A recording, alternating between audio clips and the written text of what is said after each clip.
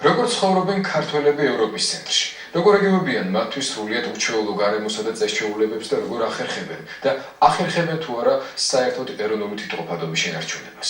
დროების ერთ-ერთ წინა გადაცემაში ასახული ქართველი იმიგრანტების ერთი ნაწილის ყოფა და ცხოვრების წესი არც თუ საუკეთესო მაგალითი იყო ბოლო წლებში უცხოეთში სხვადასხვა მიზეზით გადახვეწილთა მდგომარეობის წარმოსაჩენად. თუმცა ეს ის სამარცხვინო მაგალითები გახდათ, რომელთა არსებობის შესახებაც ქართულ საზოგადოებას არასოდეს უნდა დაავიწყდეს. დღეს კი ემიგრანტთა იმ ნაწილზე ვისაუბრებთ, რომლებსაც სხვადასხვა მიზეზის გამო დიდად არ ულხინთ, მაგრამ საქართველოში იქნებოდნენ ევროპასა თუ აფრიკაში, მათ ადამიანურსა და კულტურულ თუ გნებავთ ეროვნულ სახეს არასოდეს დაკარგავდნენ. ჩვენი სიუჟეტის გმირების ნაწილი საქართველოში 90-იანი წლების დასაწყისში მომხდარი კატაკლიზმების შედეგად აუტებულთა ტალღის წარმომადგენელია. ნაწილი ევროპული ყოფის სინამდვილეს სულ ახლახანს ეზიარა, მაგრამ მათ ერთმანეთთან ისაერთიანებთ, რომ ყველანი გერმანიაში ცხოვრობენ და პედანტიზმითა და წესრიგით თვით ევროპაშიც კი გამორჩეულ ქვეყანაში ცივილიზებული თანაცხოვრება დიდად არ გასჭირვებიათ. თუმცა სამშობლოსა და ახლობლებისაგან განშორების სევდა ყველას თან დახვება. განსხვავება ისაა, რომ ამ განწყობის გამოხატვის უნარი ღმერთმა ყველას ერთნაირად არ მისცა. ემიგრანტის სევდა გერმანიაში გადახვეწილმა ქართველმა კაცმა ასე დაასათაურა მისი მრავალწლიანი ემიგრაციული ცხოვრების დროს დაგროვილი ტკივილი. ჩემი მოგზაურებული შეფასებით ამ მშვენიერ ლექსს ჩვენი მონათხრობის ერთ-ერთი გმირი დროებაში თავად წაიკითხავს. ჩვენი ჟურნალისტების მაია ასათიანისა და იაგო გოგილაშვილის მიერ მომზადებულ ამავე სიუჟეტში სხვებთან ერთად თქვენ ნახავთ ერთი წლის წინ გერმანიის ჩრდილოეთში ქალაქ ბილეფილდში დაარსებული ქართული სათვისტომოს წარმომადგენლებს, რომლებიც ბევრ კარგ საქმეს აკეთებენ, მათ შორის აამოქმედეს ქართული საკვირაო სკოლა, სადაც სამშობლოდან გადახვეწილი ემიგრანტების შვილებს ქართულს თავიდან ასწავლიან. მაშასე თანამედროვე ქართული ემიგრაციის გერმანული აქცენტი ჩვენს დროებაში.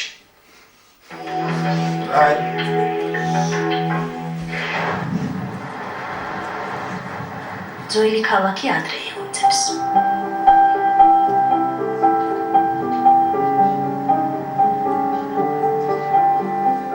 გზა მე-16 საუკუნის ციხესიმაგრემდე მიდის. გათენებისას ქალაქში სიცოცხლის პირველი ნიშნები აქედან იწყება. გერმანულ ქალაქს ბილეფილდი ჰქვია, ძველ ციხესიმაგრეს შპარენბურგი. მაშინ 4 საუკუნის წინ შპარენბურგში არსებობდა ტრადიცია, რომელსაც ქალაქში დღესაც იცავენ. როცა ციხესიმაგრეში ზარის ხმა ზუსტად 7-ჯერ გაისმება, ბილეფილდში უკვე იციან, რომ დილის 7 საათია. პატარა გერმანულ ქალაქში გერმანული სიზუსტით ახალი დღე იწყება.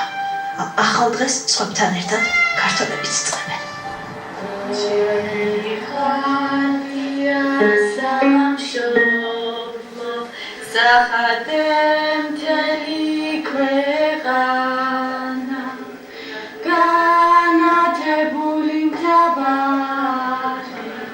ამბავი განათებული მთავარი შესახებ აქ ბუნდოვნად ახსოვთ.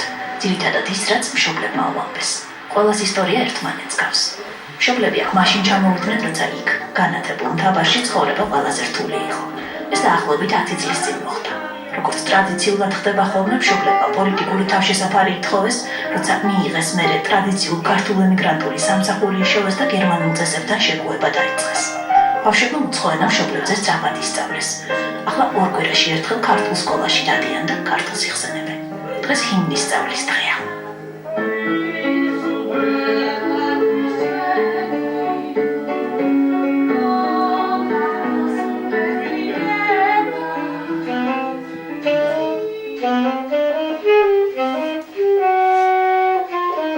გახსოვს საქართველო? ცოტა. რა გახსოვს? სადაც ცხოვრობდით და ესე ბევრი არა.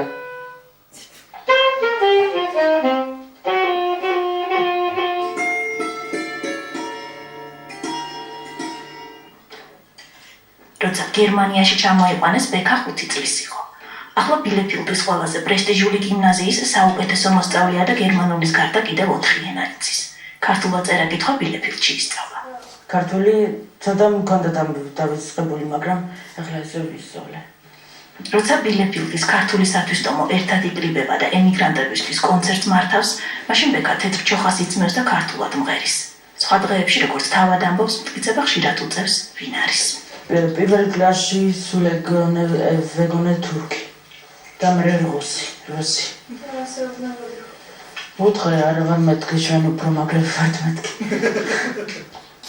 ფეხით გადავედით საზღვარზე და შეიძლება ითქვას ნახევარი თურქეთი და ნახევარი გერმანიას ფეხით ვერით სანამ მოვედი ძალიან რთულ პირობებში მოხდა ჩვენი წამოსვლა. ეს 8 წლის წინ იყო. დღეს იხსენებს, რომ 100 კილომეტრის ფეხით გავლაზე რთული უცხო ქვეყანაში ემიგრანტის სტატუსით ცხოვრება იყო. შემდეგ საკუთარი საქმე იპოვა. მისი ქალაქის გარშემო მცხოვრები სხვა ქართველები მოძებნა და ქართული სათვისტომო დააარსა. პატარა გერმანულ ქალაქში უკვე ყველა მიცის ვინ არიან ქართველები. უმცროსი ქართველებისთვის კი თავისი წესები აქვს, როგორ არ იქცნენ გერმანელებად. ერთი პერიოდი იყო, რომ ბავშვებმა ცოტა მიბაძეს. გერმანელებს ალბათ ჩათვალეს, რომ აქ ესე უნდა იყოს, მაგრამ მაშინ მე ამათ ორზე დავუძახე და უთხარი, რომ დასაბნა ესადოთ მეთქი, რომ დაემსგავსოთ გერმანელებს, რომ მიბაძოთ მათნაირად. არ გამოვა მე უთხარი მაგ, იმიტომ რომ თქვენ ვერ გახდებით გერმანელი და აქ გერმანელი მიგიღებთ არასდროს თქვენ როგორც გერმანელს და ყოველს იქნებით უხერხულ მდგომარეობაში, იმიტომ რომ ყოველს იქნებით უპატივცემრობაში, რადგან ადამიანი რომელიც სხვას ბაძავს და ბოლომდე ვერ ბაძავს თანას, იქნება ცოტა უხერხულ სიტუაციაში, მაგრამ თუ იქნებით მეთქი ქართველები თქვენ, კაი ქართველები გერმანიაში, მაშინ მეთქი მოუთხარი გერმანელები პატივს გცემენ როგორც კაი ქართველს. მამულო, რატომ რეხავ? ვეღარ გავძლებ უშანოთ. ხანჯებს ისევ ნესტანი ხავთ, რამე უნდა უშველოთ. ისევ მიხმობს შორეთ ზარი, ძმები ისევ მელიან, ხოი სამღერხმაში ბზარი. რა დროს შემომერია?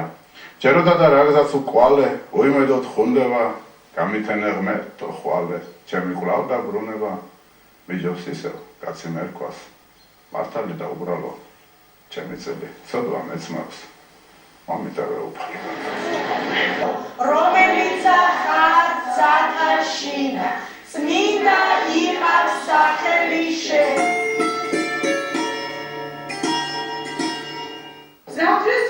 იქაც სკოლაში დაწყებითი კლასის მასწავლებელი იყო.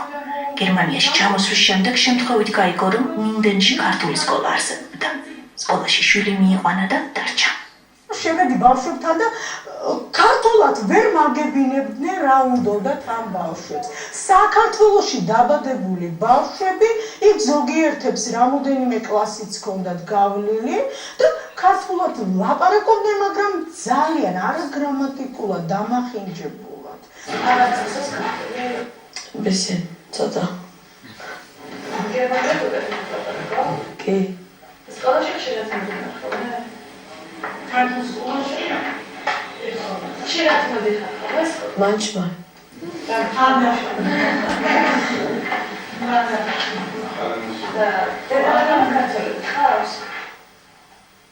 კი. ოქროშვილი. იცი რა მოსახლეობაზე?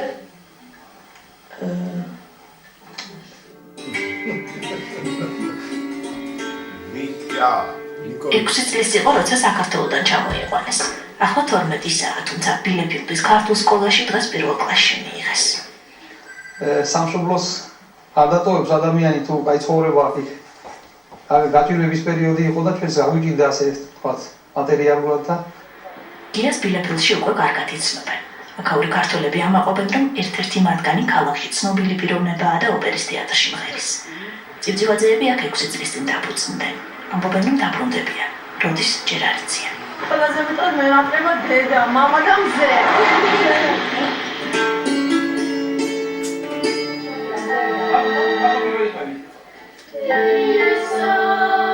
კვირაობით სხვა ქართველებს ისინიც სკოლაში ნახულობენ. წივწივაძეები ბავშვებს სიმღერას ასწავლენ.